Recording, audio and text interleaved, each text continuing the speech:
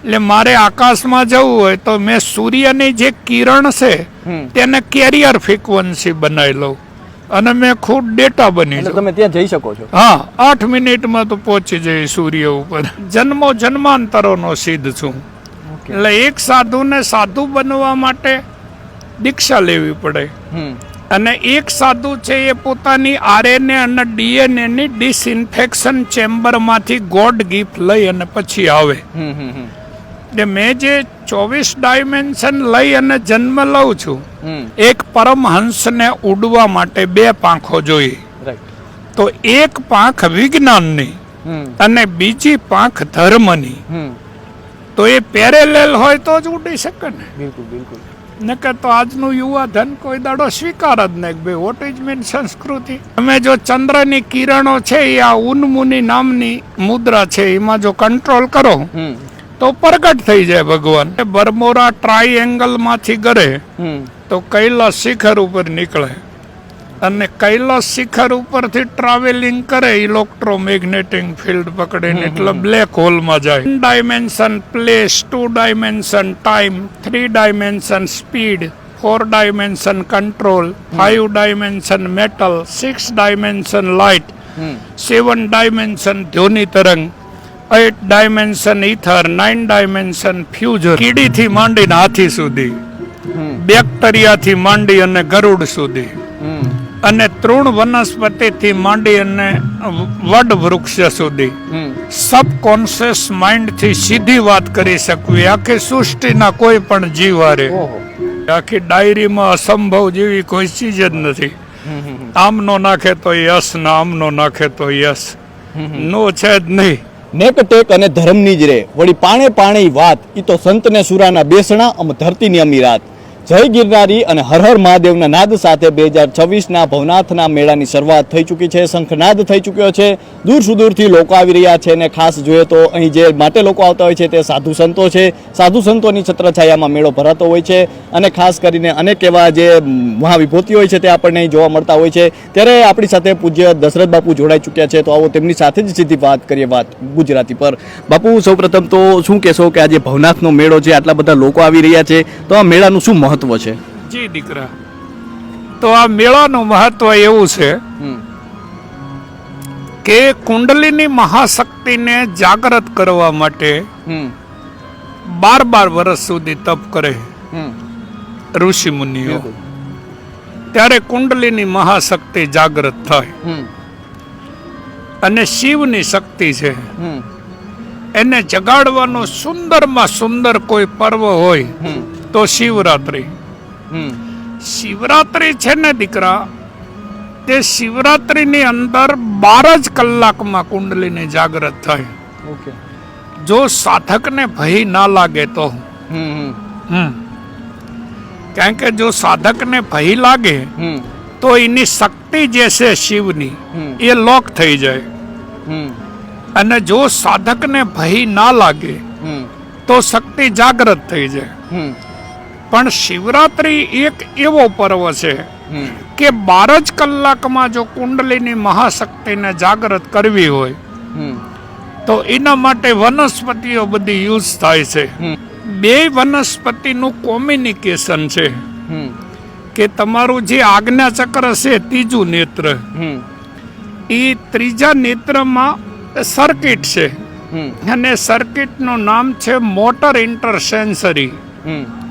એટલે motor neurons, inter neurons અને sensory neurons, Brahma, Vishnu અને મહેશ.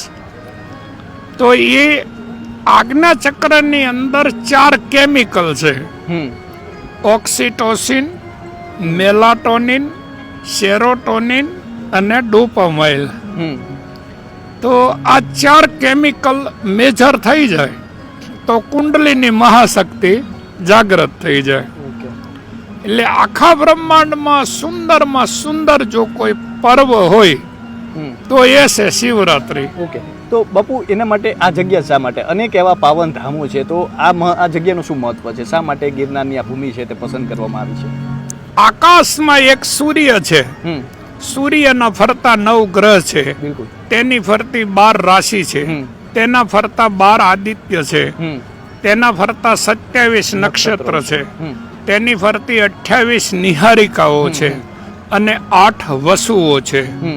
તેમ 108 દિવ્યમાં દિવ્ય શક્તિઓનો કોસ્મિક ઝોન છે ગિરનાર.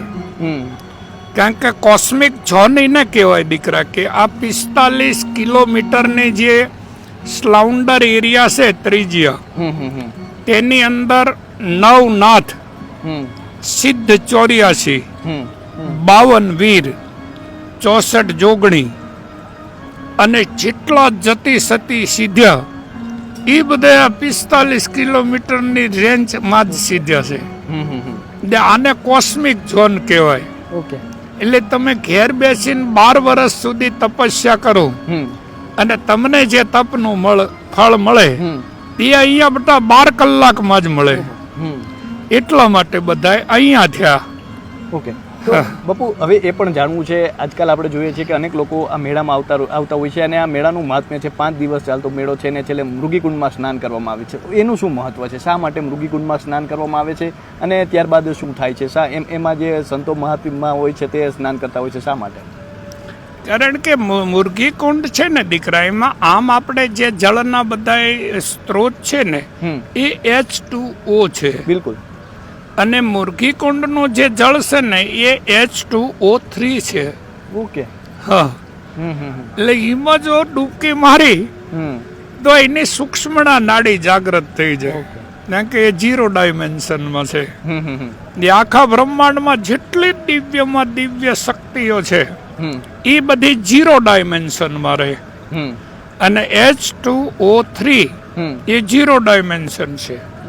એટલે મુરગી કુંડ છે એમાં મર્ક્યુરી છે, પારાનો ભાગ છે વધારે. એટલે એમાં કોઈ સ્નાન કરે તો એની સપ્તમ ધાતુમાં રહેલો જે મળ છે એનું પ્યોરીકરણ થઈ જાય. યા 4 ડૂબકા મારે તો એની પ્રાણવહા નાડી અને મનોવહા નાડી એક ક્રિસ્ટલ ક્લિયર થઈ જાય. તો સૂક્ષ્મના નાડી જાગૃત થાય તો સમાધિ લાગવા માંડે. એમ કેટલા બાપુ હવે આપના વિશે પણ થોડું જાણવું છે, દશરથ બાપુ વિશે જાણવું છે. કારણ કે આપ જે રીતે સમજાવો છો અનેક લોકોને ઇન્ટરેસ્ટ પડે એવું, ખાસ કરીને યુવાનોને પણ આમાં ઇન્ટરેસ્ટ પડે એવું છે. કારણ કે સાયન્ટિફિક રીતે આપ દરેક રીઝન આપો છો. તો બાપુ આપના વિશે જાણવું છે, આપ ભણેલા છો, આપના પૂર્વાશ્રમ વિશે થોડું જણાવો. મેં ભણેલો નથી વટા એમ, પણ મેં જ્યારે બી પૃથ્વીની પ્લેટમાં જન્મ લઉં તો મેં 24 ડાયમેન્શન સાથે જન્મ જ લઉં છું. ઓકે. એટલે મારે જ્યારે બી પૃથ્વીની પ્લેટમાં જન્મ લઉં તો મારે જાગૃત થવા માટે કોઈ ગુરુની જરૂર ના પડે, કોઈ ધર્મની જરૂર ના પડે. મેં જન્માંતરોનો સિદ્ધ છું. એટલે એક સાધુને સાધુ બનવા માટે દીક્ષા લેવી પડે. અને એક સાધુ છે એ પોતાની RNA અને DNA ની ડિસઇન્ફેક્શન ચેમ્બરમાંથી ગોડ ગિફ્ટ લઈ અને પછી આવે. એટલે મેં જે 24 ડાયમેન્શન લઈ અને જન્મ લઉં છું તો મેં મારી RNA અને DNA ની ડિસઇન્ફેક્શન ચેમ્બરમાંથી ગોડ ગિફ્ટ લઈને આવું છું. તેમાં 1 dimension place, 2 dimension time, 3 dimension speed, 4 dimension control, 5 dimension metal, 6 dimension light, 7 dimension ધ્વનિ તરંગ, 8 dimension ether, 9 dimension fusion, random energy, frequency અને વાઇબ્રેશન. આ 14 લો પૃથ્વીના છે, એમાં 7 લો પતાળના છે અને 7 લો ઉત્તરથી દક્ષિણના છે. તો આ 14 લો પાસ કરે ને એને ક્વોન્ટમ સ્પીડ રીડિંગ નામનું વર્જન પ્રાપ્ત થાય. એ વ્યક્તિ કોઈ વસ્તુને જુએ કે વ્યક્તિને જુએ તો એક્સરે મશીન જેવી આંખો હોય. બિલકુલ. આંખો સ્કેન કરી લે અને બોલે કઈ નહીં. બિલકુલ. પછી ટાઈમ ટ્રાવેલિંગ કરવી છે તો 10 પ્લેનેટ ઉપર જવાની પરવાનગી છે. એ બધું શક્ય છે બાપુ? હા, સંભવાની યુગે યુગે બધું સંભવ છે. આજ મેં તારી સામે બેઠો છું, સંભવાની યુગે યુગે. આખી ડાયરીમાં અસંભવ જેવી કોઈ ચીજ જ નથી. આમનો નાખે તો યસ, ને આમનો નાખે તો યસ, નો છે જ નહીં. પણ એના માટે alpha, gamma, beta, theta, delta, sigma, Nagma, લીમડા, ઓમેગા અને એપ સાયક્લોન ફ્રીક્વન્સી સુધી માઇન્ડ મેજર કરવું પડે મેડિટેશનમાં. ઓકે. હા, પછી સાથે ટાઈમ મેજર થાય. એ ડીસી સેકન્ડ, ડેન્સી second, milli second, micro second, pico second, એબ્જો second, zepto second, nano second અને ફેમ્ટો સેકન્ડ સુધી મેજર થાય ટાઈમ. એટલે બર્મોરા ટ્રાયએંગલમાંથી ગરે તો કૈલાસ શિખર ઉપર નીકળે અને કૈલાસ શિખર ઉપરથી ટ્રાવેલિંગ કરે ઇલેક્ટ્રોમેગ્નેટિક ફિલ્ડ પકડીને, એટલે બ્લેક હોલમાં જાય. અને બ્લેક હોલની પાછલી પૂંછડી એ નીકળે તેને રેડ જાઇન્ટ નામનો પરમાણુ કહેવાય. સોલ, શિવ સૂર્યમાં આવે. બાપુ આટલું બધું સાયન્સ જાણે છે તો બાપુ આ કઈ રીતે તમે જાણો છો એ પણ જાણવું છે અમારે. મેં ગોડ ગિફ્ટ લઈને આવ્યો છું બેટા, એટલે મારામાં simple consciousness, self consciousness, cosmic consciousness, six sense, awareness અને સુપ્રીમ કોસ્મિક કોન્શિયસનેસમાં છું. એટલે મારે આકાશમાં જવું હોય તો મેં સૂર્યની જે કિરણ છે તેને કેરિયર ફ્રીક્વન્સી બનાવી લઉં અને મેં ખુદ ડેટા બની જાઉં. તમે ત્યાં જઈ શકો છો? હા, 8 મિનિટમાં તો પહોંચી જાય સૂર્ય ઉપર. ગુપત કહેવાય નહીં કોઈને કશું, નકે તો પકડી લે. એટલે સૂર્ય અને સૂર્યની કિરણો તો દેખો, સોલાર શક્તિ કેટલી પડી રહી છે સૂર્યની. બિલકુલ. આટલા સૂકા લાકડા પડ્યા છે, આટલા સૂકું ઘાસ પડ્યું છે, કોઈ વસ્તુને બાળતી નથી. એનો મતલબ એવો નથી કે શક્તિ નથી, પણ સૂર્ય છે એ શિવ છે અને સૂર્યની 7 કિરણો છે, જાનેવાલી, પીનારા, રેમ્બો, એ એની શક્તિ છે. એટલે શક્તિ જ્યારે અહીંયા રિલીઝ થઈને પૃથ્વીની પ્લેટમાં આવે ત્યારે શિવ એનો ઓર્ડર આપે કે તમે પૃથ્વીની પ્લેટમાં જાઓ, સૂકા ઘાસના ખેતરમાં ફરો, સૂકા ઘઉંના ખેતરમાં ફરો, સૂકા બાજરીના ખેતરમાં ફરો, પણ કોઈ વસ્તુને સળગાવવાની નહીં, એ મારો ઓર્ડર છે. તો એ વાત જો સમજમાં આવી જાય કે સૂર્યની કિરણોને કંટ્રોલ કરવાથી પ્રગટ થઈ જાય, તો આ જે ધ્યાન અને મેડિટેશનની વાત છે એ ચંદ્રની કિરણોની વાત છે. તમે જો ચંદ્રની કિરણો છે એ આ ઉન્મુની નામની મુદ્રા છે, એમાં જો કંટ્રોલ કરો તો પ્રગટ થઈ જાય ભગવાન.